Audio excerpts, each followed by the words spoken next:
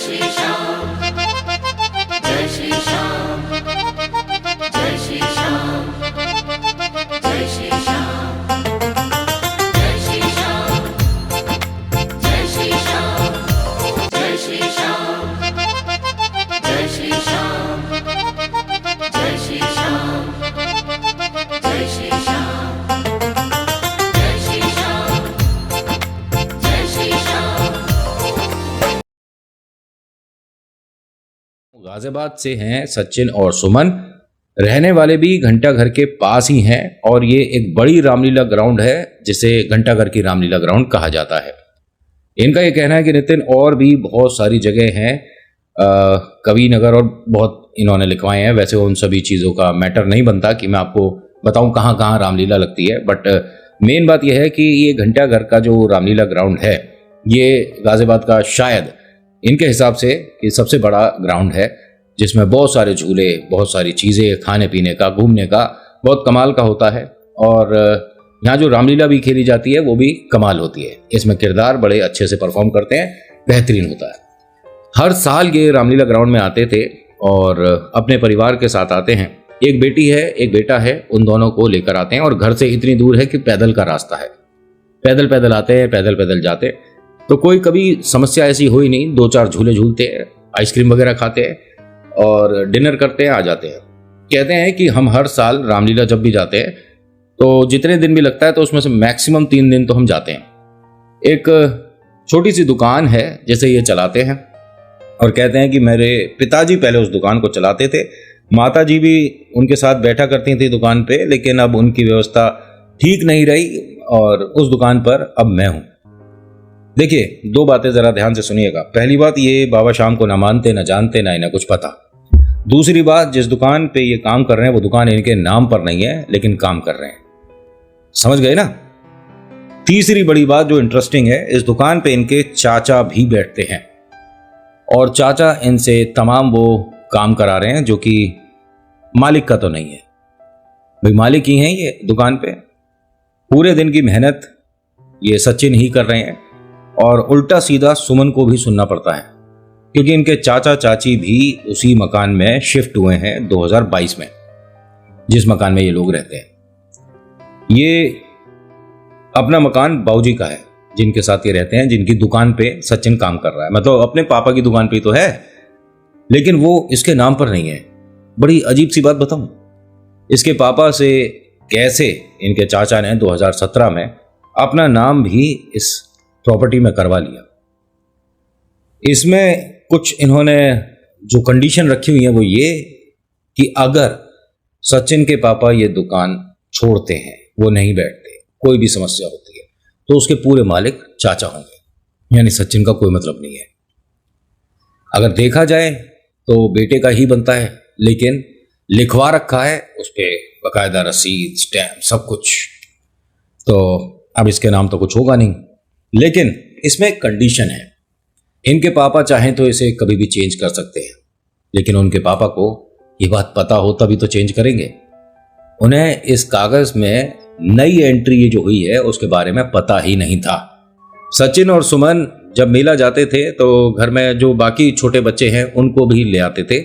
अपने बच्चे तो आ ही रहे हैं, इनकी बेटा बेटी 10 साल और 7 साल के हैं, छोटे ही हैं बालक, इसीलिए तो मेला घूमने आ रहे हैं। खुश होते होंगे, तीर कमान और पता नहीं क्या क्या लेके हैं।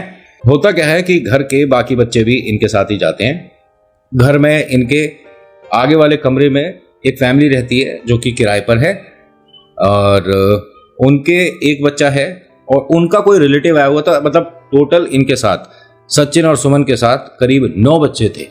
अब इतनी बड़ी जिम्मेदारी लेकर आप मेला घूमने आ रहे हो तो सबसे मुश्किल काम तो आपने खुद ही करा था। 9 बच्चों में 7 बच्चे खो गए, इनकी बेटी और बाकी जने और। इनमें जो चाचा ताऊ हैं उनके भी बच्चे थे।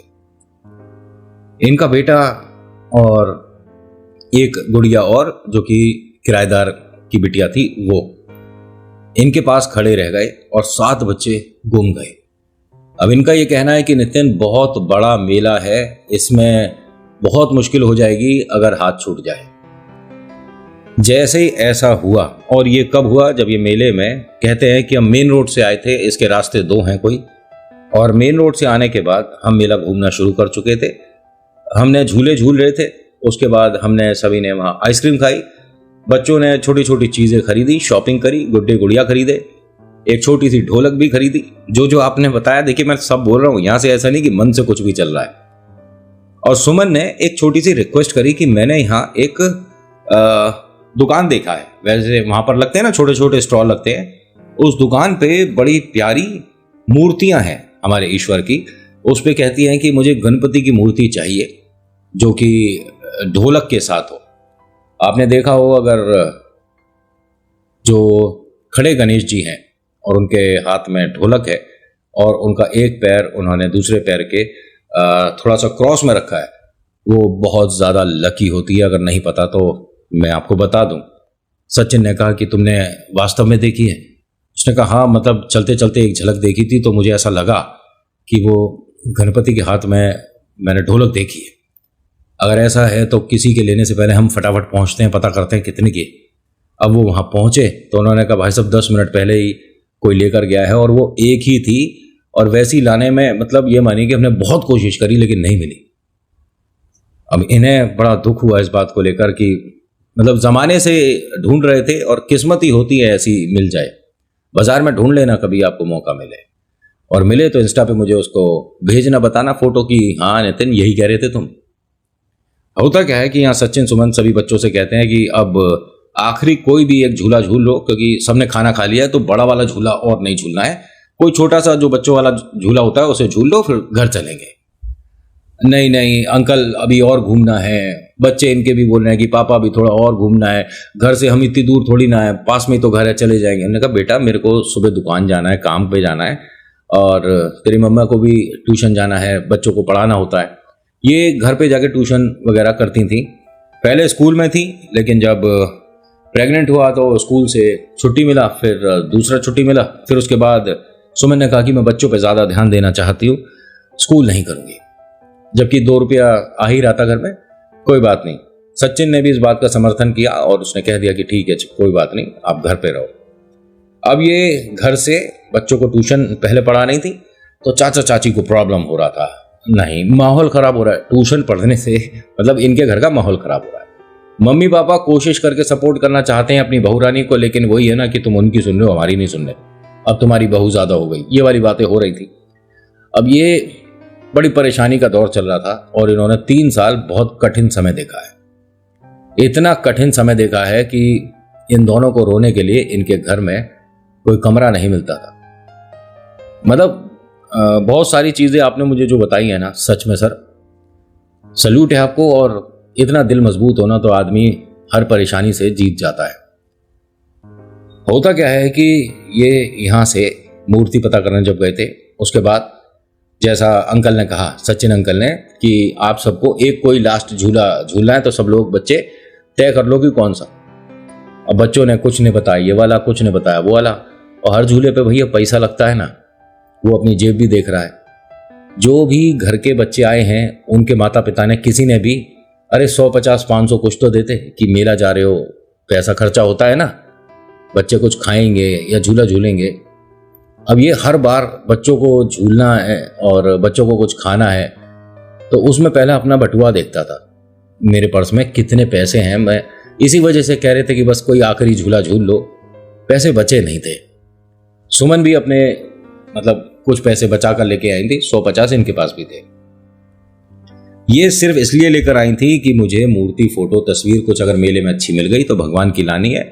हमारे मंदिर में जो भगवान की मूर्ति है वो खंडित हो गई है, तो वो शिफ्ट मैं तभी करूंगी जब मेरे पास मेरे कोई दूसरे मतलब मूर्ति हाथ में होगी, फिर उन्हें अच्छे से विधि विधान से मंत्र उच्चारण के साथ स्थान दूंगी मंदिर में। अब होता क्या है कि बच्चों ने जो झूला डिसाइड करा वो थोड़ा महंगा था। इन्होंने कहा कि नहीं बेटा ये नहीं, ये बड़ा झूला है, खाना खाने के बाद इतने बड़े झूले पर नहीं झूलना चाहिए, तबीयत बिगड़ जाती है।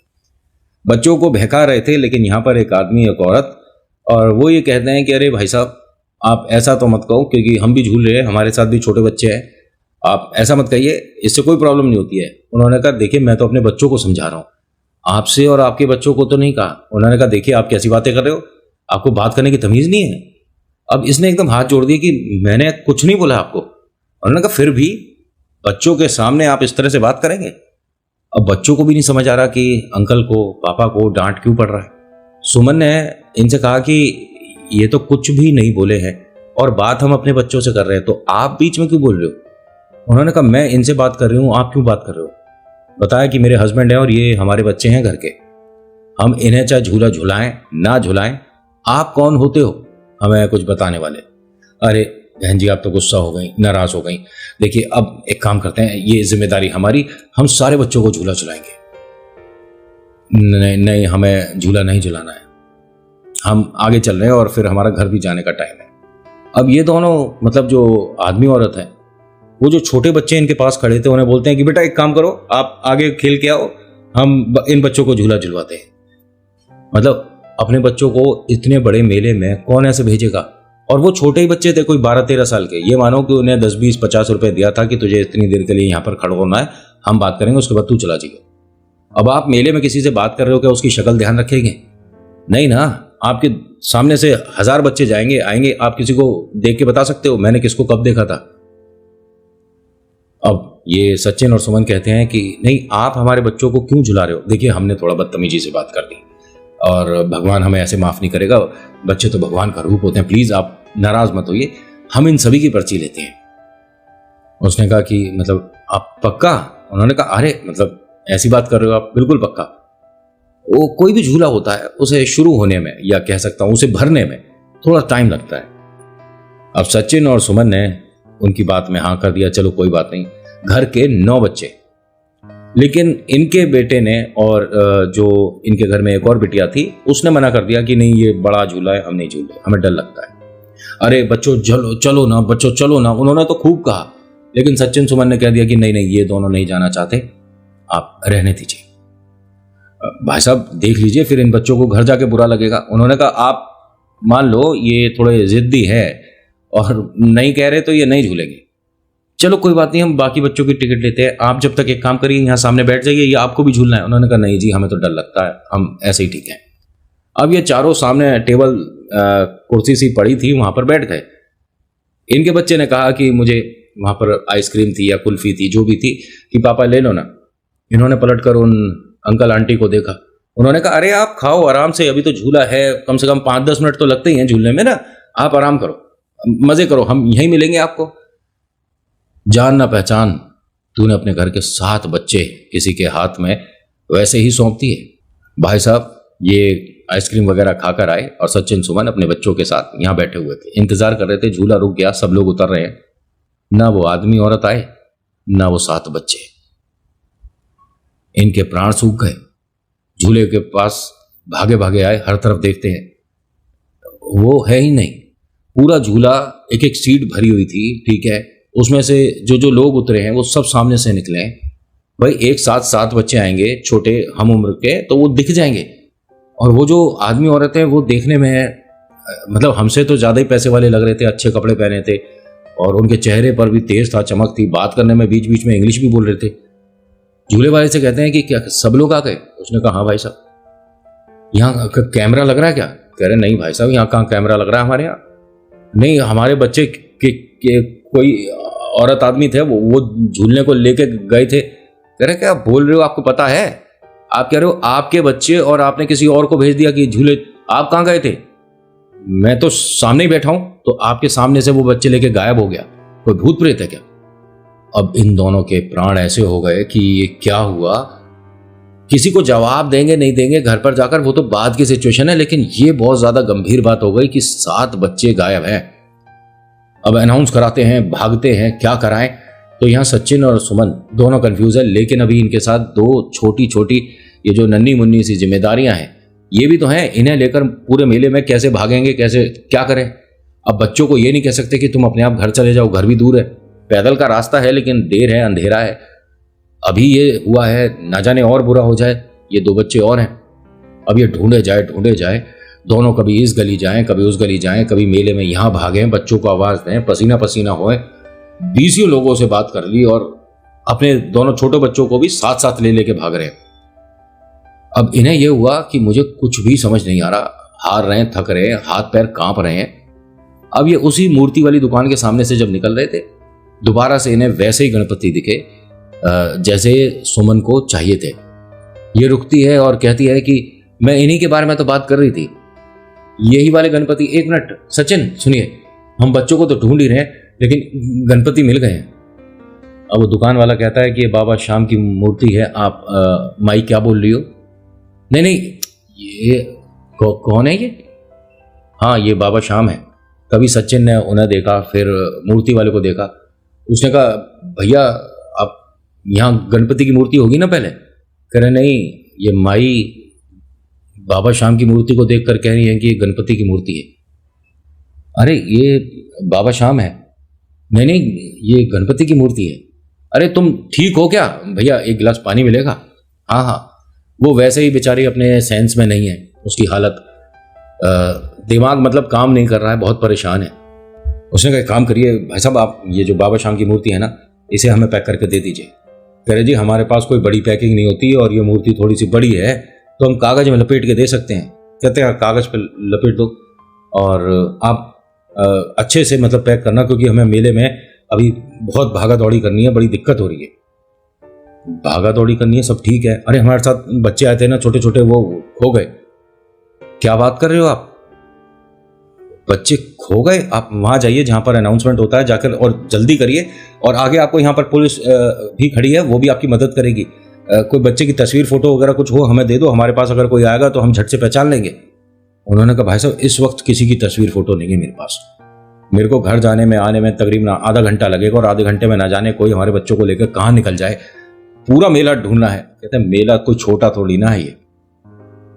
मुझे कहते में बड़ा अजीब लग रहा है, अब तो उनकी रक्षा और आपके पास आना ये सब ईश्वर के हाथ है, भगवान मदद कर सकते हैं। भैया मुझे सुनकर बड़ा अफसोस हुआ। तो माँ ने, वो जो माई खड़ी थी सुमन, उन्होंने वो जो अखबार लपेटा था बाबा श्याम पर वो सब हटा दिया। ये मदद तो करते होंगे ना, भगवान की बात कर रहे हो तो मैं तुम्हें घर लेकर तब जाऊंगी जब बच्चे भी साथ होंगे, वरना जमीन पर ही छोड़ जाऊंगी। उन्होंने कहा देखिए माई आपका गुस्सा अपनी जगह ठीक है, लेकिन आप ईश्वर के लिए ऐसा मत बोलो और एकदम से तत्काल तो चमत्कार होते नहीं है। उन्होंने कहा नहीं, मुझे नहीं पता कि तत्काल होते हैं या नहीं होते, और मैं अभी इन्हें नहीं समझ पा रही हूं, क्योंकि मैंने तो इनकी जगह गणपति देखे थे, अब ये कन्हैया लग रहे हैं मुझे। कहते ये कन्हैया का ही रूप है, लेकिन आप ना इस वक्त मूर्ति वगैरह सब छोड़ो, बच्चों को ढूंढो। उन्होंने कहा ये मदद करेंगे ना अब हमारी। मतलब ऐसा कैसे हो रहा था इन्हें नहीं पता। सुमन ने अपने हस्बैंड से कहा कि हमें सीधे जाना है और वो पहला जो मोड़ आ रहा है ना, उसके बाद 4-5 दुकान छोड़ के एक टेंट है जो कि शायद बंद है या खाली है, पता नहीं। 2 बच्चे तो वहां बैठे हैं शायद। उन्होंने कहा आप ना माई को लेकर घर चले जाओ, इनका हो सकता है मानसिक संतुलन बिगड़ गया है। नहीं नहीं, अरे मेरे साथ चलो, इनको पैसे दो ना। भैया कितने की है मूर्ति? उन्होंने कहा माई हमारी तरफ से ले जाओ, माँ बराबर हो आप, हमारी ले जाओ। उन्होंने कहा नहीं नहीं, मुफ्त नहीं लूंगी, आप बताइए पैसे बताइए। उसने कहा आपको जो इच्छा हो, 1 रुपया 2 रुपया 11 रुपया जो मर्जी दे जाओ, मैं मूर्ति की रकम नहीं लूंगा। आपकी हालत ठीक नहीं है भाई। अब इन्होंने जो भी पैसे बने वो देकर चले। अरे हम उधर चल के ढूंढते हैं ना, इस तरफ कहाँ आएंगे बच्चे? अरे मैं कह रही हूं ना इधर चलो सीधा। हाँ कहाँ जाना है? इनका ये कहना है सुमन जी, मैं जी बोल गया। इनका ये कहना है सुमन जी का, क्योंकि हमारे यहां जी बोला जाता है इसलिए, कि मुझे बाबा श्याम की आवाज आ रही थी, वो मुझसे बात कर रहे थे। उन्होंने बस ये बताया तेरे बच्चे आगे वाली गली में दूसरे मोड़ पे बैठे हैं। मतलब आगे वाली गली समझ रहे हो ना, मेले में जैसे स्टॉल लग रही है तो एक गली आई ना। अब उन बच्चों को ये नहीं समझ आया क्या खिलाया था, क्या हुआ था। वो इन्हें देखकर रोने लग गए, डरने लग गए, कांप रहे थे। 2 बच्चे तो मिल गए, बाकी 5 बच्चे और हैं। वो क्या इन बच्चों को छोड़कर चले गए, मैनेज नहीं कर पाए, या ये 2 बच्चे उनसे भाग कर आए, कुछ नहीं पता। ये बाबा शाम को अपने इधर लगाते हैं कान पे। अच्छा कहाँ? हाँ हाँ हाँ, 5 बच्चों के हाथ बंधे हुए थे। इस मेले के बाहर दूसरी तरफ कुछ ट्रक खड़े होते हैं, बालक उधर बंधे हुए थे और इन्हें बाबा श्याम लेकर गए हैं बाहर तक। सचिन सुमन कहते हैं कि किसी की जिंदगी में चमत्कार होता हो या ना होता हो हमें मतलब नहीं, ना हमें पता, और इसके बाद जिंदगी में कभी हमारे साथ कोई चमत्कार ना भी हो, जो हुआ ना इसे हम 1000 लोगों को बता चुके हैं और 1000 को और बताएंगे कि अगर बाबा श्याम आपने अपने पास रख लिए और बाबा श्याम से आपका मन जुड़ गया तो संकट जिस दरवाजे से आ रहा है ना वो दरवाजा कभी संकट को दिखेगा नहीं। आपका जो लेवल यहां है वो यहां पहुंचेगा। आप आज 19 कमा रहे हो तो 21 कमाओगे। आपको स्वास्थ्य रिलेटेड कोई समस्या है तो बाबा श्याम पर आस्था रखो, आपको दरवाजे भी दिखेंगे, डॉक्टर भी अच्छे मिलेंगे और आप पर फर्क भी पड़ेगा। हमने बुरा अच्छा हर तरह का समय देखा, लेकिन जिंदगी में सबसे कठिन समय यही था जो हमारे साथ वो 1.5 घंटे का वक्त रहा। 1.5 घंटे तक बालक हमारे पास नहीं थे और उस वक्त हमारे प्राण सूख चुके थे। बाबा श्याम आज इनके पास हैं और मैंने इनसे कहा ना कि क्या मैं उन्हें देख सकता हूं, तो सचिन जी कहते हैं कि उनको मेरे को भी नहीं देखने देती हैं। ये पूजा पाठ करके पहली मैंने कोई ऐसी महिला सुनी है या कोई भक्त देखा है जो अपने ईश्वर को किसी से बांटना नहीं चाहता।